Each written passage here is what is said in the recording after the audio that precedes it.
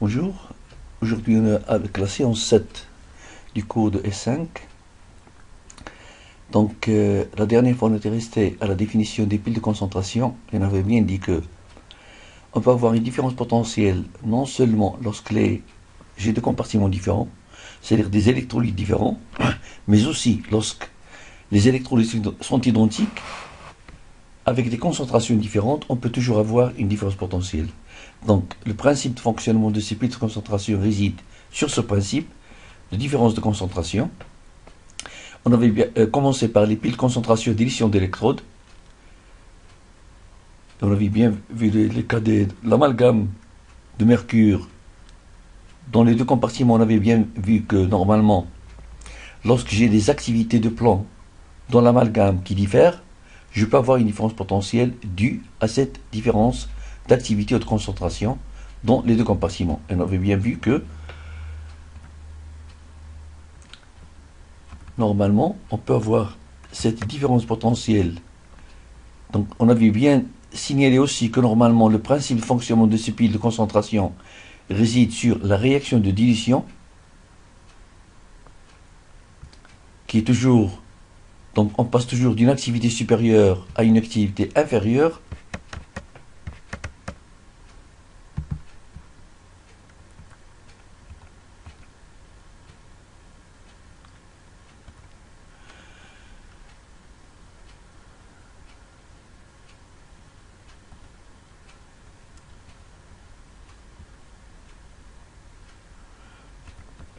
Donc on avait bien remarqué que la force électromotrice de cette pile de concentration d'édition d'électrodes se base sur ces différences d'activité. Donc tant que les concentrations C1 et C2 sont différentes, la pile continue à fonctionner. Lorsque les concentrations C1, lorsque la concentration C1 s'égalise à la concentration C2, donc j'aurai une force électromotrice E est égale à 0 et la pile va cesser de fonctionner. Deuxième exemple, donc on avait bien vu un cas un peu similaire. Donc on avait associé dans cette chaîne électrochimique deux électrodes à gaz de première espèce. Donc on avait bien signalé que dans le cas de ces électrodes de gaz à hydrogène, de gaz à gaz, donc dans cette électrode à hydrogène par exemple, donc on avait bien signalé que le métal platine est fondamental parce que c'est à l'interface de cette électrode de platine que se fait l'échange électronique entre le gaz hydrogène et les protons H+. Donc si je fais changer le métal platine par un autre métal, donc l'échange va se faire de façon plus lente. Donc le platine est très important dans ce cas d'échange électronique entre H2 et H+. Donc de même, vous remarquez bien que la force électromotrice est fonction des pressions P1 et P2 des gaz hydrogènes dans les deux compartiments. Donc tant que P1 est différent de P2, la pile continue à fonctionner. Lorsque j'ai P1 qui s'égalise à P2, j'ai une force électromotrice de cette pile qui est égale à 0 et la pile va cesser de fonctionner. Aujourd'hui, on va voir le cas de pile de concentration et d'édition d'électrolytes. Donc vous remarquez bien là que on va associer deux électrolytes à gaz, à hydrogène, dont les activités de HCl est différente à gauche et à droite. Ben, si je suppose que, donc, on va commencer dans un premier temps par étudier le pile avec transport, donc c'est-à-dire que les deux compartiments anodiques et cathodiques sont séparés par une membrane, donc j'ai toujours phénomène de transport. Je suppose dans un premier temps que A1 est inférieur à A2, c'est-à-dire que l'activité de HCl dans le compartiment 1 est inférieure à celle dans le compartiment 2. Donc la première étape consiste à identifier l'anode de la cathode. Donc si j'écris la réaction globale, donc l'échange électronique se fait entre H+ et le gaz hydrogène. Donc j'ai H+ plus un électron qui me donne 1,5 H2. Donc l'activité, je la pose égale à AI. Donc le AI peut être soit A1 soit A2. Donc j'écris que EI est égal à E0 de H plus H2 plus RT sur F log népérienne de l'activité de H+ sur la pression d'hydrogène à la puissance 1,5. Vous remarquez bien que la force électromotrice ou le potentiel de cette électrode, est proportionnel à l'activité AI. Plus AI est élevé, plus EI est grand. C'est-à-dire que, puisqu'on a supposé que A1 est inférieur à A2, Donc E1 va être inférieur à E2, c'est-à-dire que j'aurai le compartiment 1 qui va se comporter comme anode et le compartiment 2 qui va se comporter comme cathode. Donc réaction aux électrodes. Donc puisque le compartiment 1 c'est le compartiment anodique, donc j'écris que j'ai réaction d'oxydation, un demi de H de gaz qui me donne un H plus 1 électron, H plus d'activité 1, le potentiel c'est E1. Compartiment 2, j'ai réaction de réduction, j'ai H plus 1 électron d'activité A2 plus H, un électron qui me donne, une mode d'électron qui me donne un demi de H2. Donc la réaction globale de pile, toujours réaction de dilution. Donc j'élimine un demi de H2 avec un demi de H2, une mole d'électron. Ça me reste alors un ion gramme de H+, un équivalent de H+, qui va passer de l'activité A2 supérieure à l'activité A1 inférieure. Donc maintenant, puisque la pile fonctionne avec transport, donc si je suppose que j'ai une mole d'électron qui traverse cette pile à concentration. Donc, on a remarqué que dans le compartiment anodique, on a oxydation, c'est-à-dire lors de l'oxydation, je transforme le 1 demi de H2 gaz en H+ d'activité A1. C'est-à-dire que le compartiment 1, je suis en train d'enrichir le compartiment 1 en H+. C'est-à-dire que la concentration de H+ dans le compartiment 1, il a tendance à augmenter. Au contraire, pour le compartiment 2, donc normalement la réaction se fait avec échange électronique, les électrons vont s'accumuler sur l'électrode de platine, fonctionnant comme anode, ils vont être transférés par les fils électriques pour aller vers la cathode. Et à la cathode, on a réaction de réduction, donc les H+ dans le compartiment cathodique vont se réduire en présence des électrons pour se transformer en gaz hydrogène qui va se dégager. Donc, si au niveau du compartiment anodique, on va assister à une augmentation de la concentration de H+, au contraire, le compartiment 2 cathodique, on va assister à une diminution de concentration de H+, puisque on assiste à une réduction de H+ en H2. Donc, j'ai enrichissement de compartiment anodique en H+, j'ai consommation de H+ au niveau de la cathode qui va se transformer en H2. Donc, je peux alors faire un petit bilan en disant que au niveau du compartiment 1 anodique, donc puisque j'enrichis le compartiment en H+, donc la concentration de H+ dans le compartiment 1 va devenir supérieure à la concentration de Cl-, et puisque je consomme H+ sur le compartiment 2, la concentration de H+ sur le compartiment 2 va devenir inférieure à la concentration de Cl-. Donc j'aurai alors un excès de H+ sur le compartiment 1 par rapport au Cl-, et j'aurai un défaut de H+ sur le compartiment 2 par rapport au Cl-. Donc je vais assister alors à un départ, à une migration de H+ du compartiment 1 vers le compartiment 2. Donc si je symbolise par T+, nombre de transport de H+. Donc j'aurai donc puisque j'ai un courant de 1 Faraday, c'est-à-dire d'une mole d'électrons, j'aurai un T+ équivalent de H+ qui va passer de l'activité A1 à l'activité A2.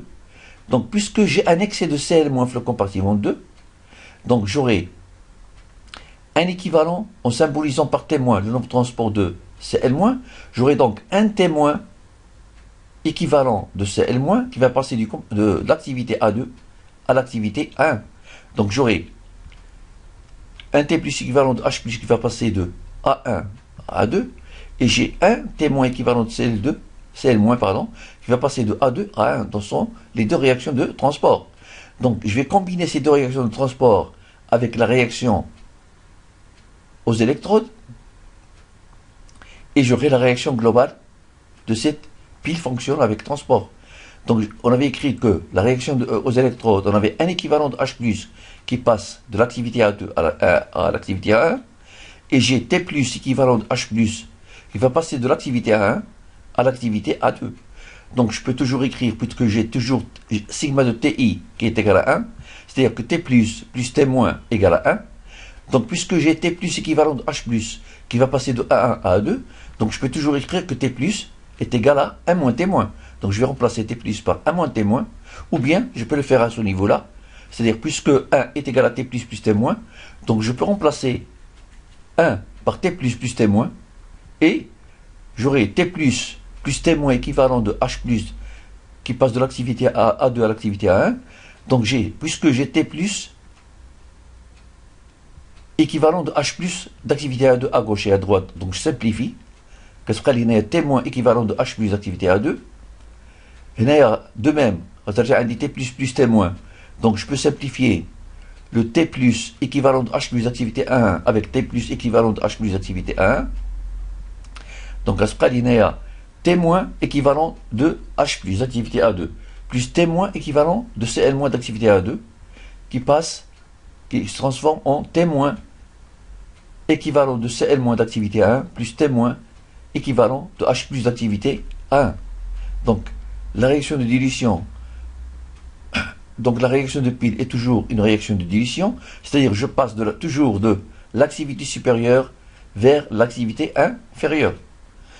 Donc je vais écrire la variation d'enthalpie libre de cette réaction.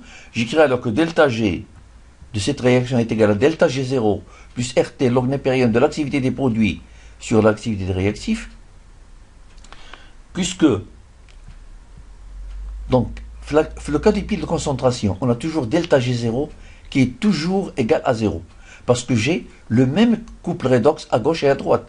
C'est-à-dire que j'aurai E01 égal à E02, c'est-à-dire que E0 anodique est égal à E0 cathodique, parce qu'il s'agit du même couple redox. Vous remarquez bien que j'ai le même couple redox, H plus H2, H plus H2. Donc E02, E01 est égal à E02 égale. Donc la force électromotrice qui est égale à E02, c'est-à-dire E0 cathodique moins E0 anodique, est égale à 0. C'est-à-dire que j'aurai E02 égale à E01. Donc, puisque la force électromotrice est égale à 0, j'aurai delta G0 qui est toujours égal à 0. Donc je peux alors écrire que delta GT, c'est-à-dire delta G de la pile fonctionne avec transport. Je mets l'indice spécité indiquant que la pile fonctionne avec transport est égal à RT log népérien de l'activité des produits sur celle des réactifs, qui est égal à moins NF E transport. Donc on avait bien montré que normalement delta G est toujours égal à moins, le cas d'une pile est égal à moins NF E. Donc E étant la force électromotrice de la pile fonctionne avec transport. Donc je vais remplacer. Donc j'écris alors, puisque n égale à 1, le cas de cette réaction à l'anode et à la cathode, donc je peux alors écrire que E transport égale à moins RT sur F, puisque n égale à 1, log népérien de l'activité des produits. Donc si je reviens à l'équation générale de pile, donc je passe de l'activité, donc le produit d'activité A1, réactif d'activité A2.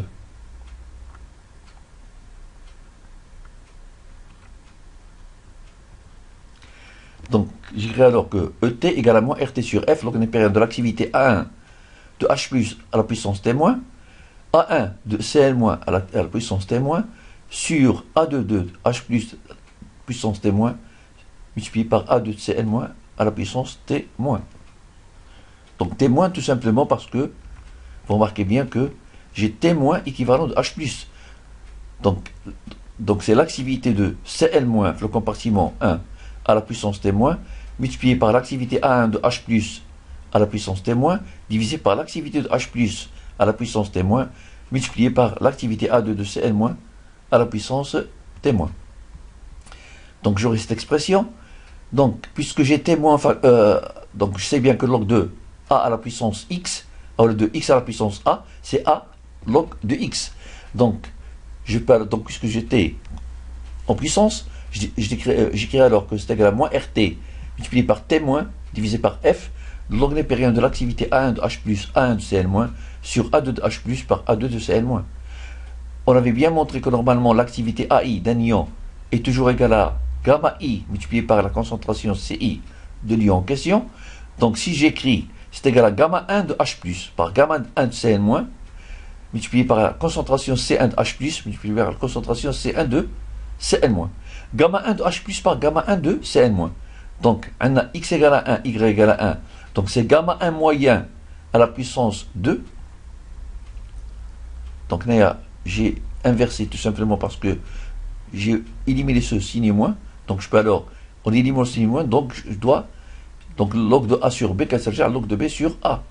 Ça veut dire RT sur F, T-, log népérien de A2 H plus A2 Cn- sur A1 H plus A1 Cn-. Maintenant, j'aurai A2 H plus par A2 Cn-, c'est gamma de H plus par gamma de Cn-, qui est égal à gamma de moyen au carré de HCl. Et puisque à tout instant HCl est un électrolyte fort totalement dissocié, j'aurai la concentration de H plus est égale à la concentration de Cl-, j'aurai est égal à la concentration de HCl initiale. Donc j'aurai donc la concentration C2 H+, par la concentration C de Cl-, n'est autre que la concentration C2 de HCl au carré. De même pour le compartiment 1. J'aurai donc gamma 1 moyen au carré HCl par C1 au carré de HCl. Donc de même, lorsqu'on a dit le carré en puissance, donc log de x au carré, donc à la puissance a est égal à log de x.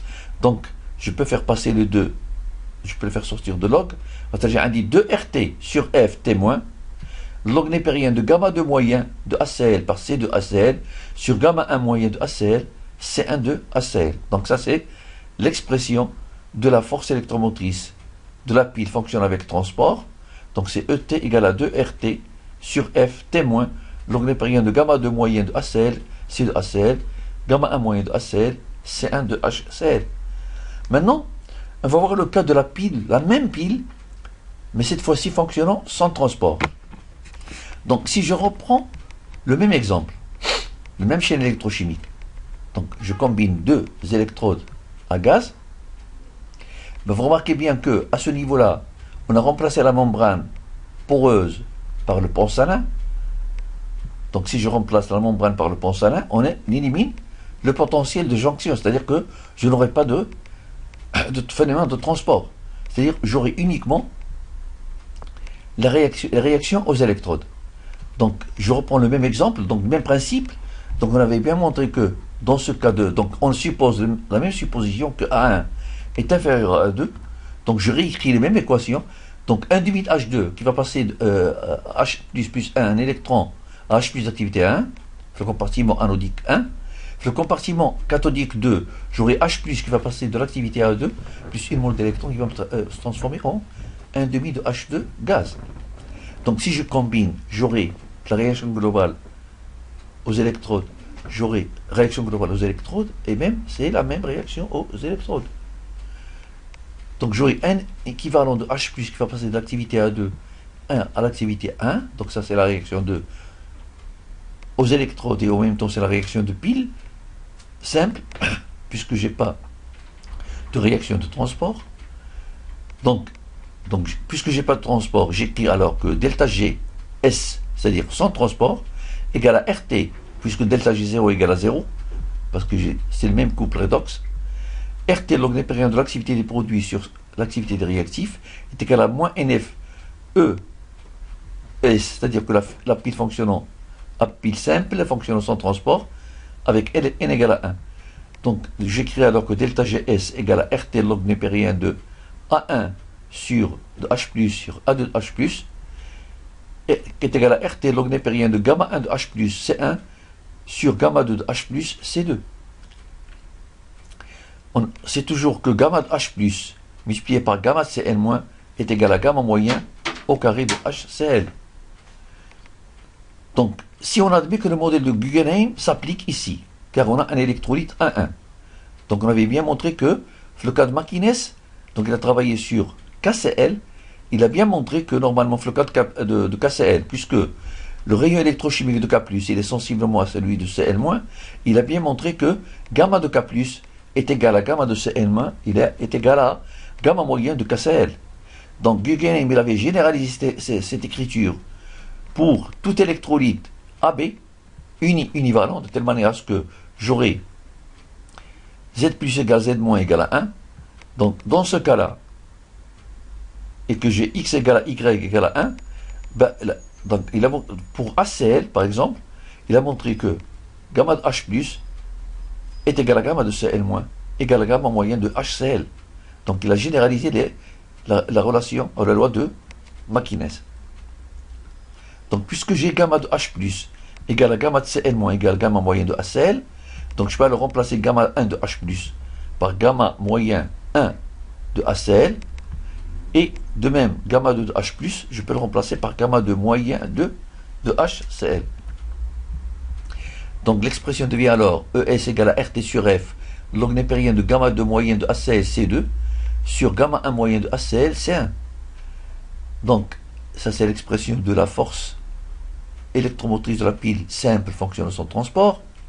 Donc j'ai toujours cette relation qui relie E transport avec E simple.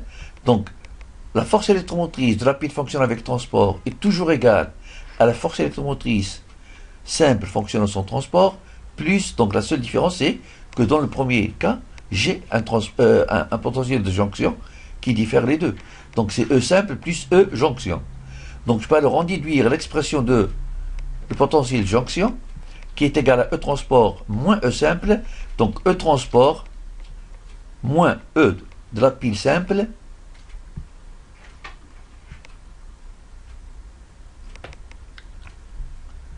E transport moins E de la pile fonctionnant avec simple, fonctionnant son transport.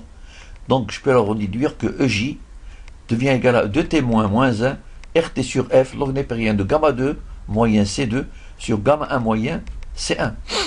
Donc qui est égal, donc puisque 1 est égal à T plus T moins, donc qui est égal à T moins T plus RT sur F log népérien de gamma 2 moyen C2 sur gamma 1 moyen C1. Donc je peux alors écrire que EJ, le cas général, c'est égal à T moins sur la valence de l'anion, moins T plus sur la valence du cation. RT sur F, log népérien de gamma 2 moyen C2, gamma 1 moyen C1 sur gamma 1 moyen C1. Donc ça c'est l'expression généralisée de EJ pour tout type de pile. Donc on avait bien vu le cas de la pile simple fonctionnant son transport. On va voir le cas de la pile double. La pile double, donc dans ce cas de pile double, on va associer deux piles identiques. Donc j'ai une pile formée par l'association de deux électrolytes à gaz. Donc j'ai platine Cl2H+, et j'ai platine H2H+. Pardon, j'ai platine Cl2Cn-, et j'ai platine H2H+. Donc j'ai combinaison de deux électrodes à gaz. Donc électrode Cl2Cn- et électrode H+H2. J'ai toujours le platine qui est utilisé comme électrode, parce que l'échange électronique se fait plus rapidement sur le platine. De même, je combine une pile identique à droite. Donc j'ai platine H2 ACl, donc platine Cl2Cn-. Donc je suppose que l'activité dans le compartiment 1 est supérieure à celle dans le compartiment 2. Donc j'ai pile 1 à gauche, pile 2 à droite. Donc je vais écrire, pour le cas de la pile 1, j'écris la réaction à l'anode, réaction à la cathode. De même pour la pile 2, réaction à l'anode et réaction à la cathode. Donc à l'anode, j'ai oxydation. J'aurai donc Cl- d'activité 1 qui va s'oxyder en donnant un demi de Cl2 gaz plus une mole d'électrons. À la cathode, j'ai réduction. J'ai H+ d'activité 1 qui va fixer une mole d'électrons libérée par le gaz par Cl- à l'anode, qui va se transformer en un demi de H2 gaz qui va se dégager à la cathode. Pour le compartiment ou pour la pile 2, j'écris de même. Donc j'ai anode, donc j'ai oxydation, donc j'aurai un demi de H2 gaz qui va s'oxyder en donnant H+ d'activité A2 plus une mole d'électrons. Et à la cathode de la pile 2, j'aurai réduction. J'aurai donc un demi de Cl2 gaz plus une mole d'électrons qui va donner un ionogramme ou un équivalent de Cl- d'activité A2. Je combine le tout. Donc si je combine, j'élimine un demi de Cl2 gaz par un demi de Cl2 gaz. J'élimine un demi de H2 gaz avec un demi de H2 gaz, une mole d'électrons, une mole d'électrons, une mole d'électrons, une mole d'électrons. Ça me reste alors un équivalent de Cl- d'activité A1 plus un équivalent de H+ d'activité A1 qui va se transformer en, qui va donner un équivalent de H+ d'activité A2 plus un équivalent de Cl- d'activité A2. Vous remarquez bien, la réaction de pile toujours est une réaction de dilution. Je passe à ces entités d'activité A1 supérieure vers ces entités, les mêmes entités à l'activité A2 inférieure. Donc réaction de pile est toujours une réaction de dilution. Ben, j'écris alors pour cette pile double que delta G est égal à delta G0, donc delta G0 est égal à 0, plus RT, logaritme de l'activité des produits sur l'activité des réactifs. Donc delta G est égal à moins NF E double égal à A2 de Cl- par A2 de H+, sur A1 de Cl- par A1 de H+. Donc si vous faites le calcul simple, vous allez retrouver l'expression. Donc on remplace bien sûr AI par gamma I par CI pour les deux entités dans les deux compartiments de les deux piles. Vous allez aboutir à cette expression de E double qui est égale à 2RT sur F, donc népérien de gamma 1 moyen de ACL C1 divisé par gamma 2 moyen de ACL C2. Bien N est égal à 1 dans les deux compartiments. Je peux alors noter, on remarque que les cellules de ce type peuvent être utilisées pour obtenir le rapport des coefficients d'activité d'un électrolyte à deux concentrations différentes. Donc, lorsque C1 est égal à C2, donc la force électromotrice E devient égale à 0, puisque j'aurai un log de 1 qui est égal à 0, puisque j'ai gamma 1 dans les deux compartiments va s'égaliser, de même, puisque gamma il est fonction de la concentration. Donc la force électromotrice devient égale à 0, la pile ne fonctionne plus. Une telle pile qui ne fonctionne que lorsque les concentrations des électrolytes sont différentes porte le nom de pile concentration. Donc je peux alors symboliser ces piles doubles comme étant des piles concentration, puisqu'ils ne fonctionnent que si la concentration est différente dans les deux compartiments, dans les deux piles. Un autre exemple de pile double.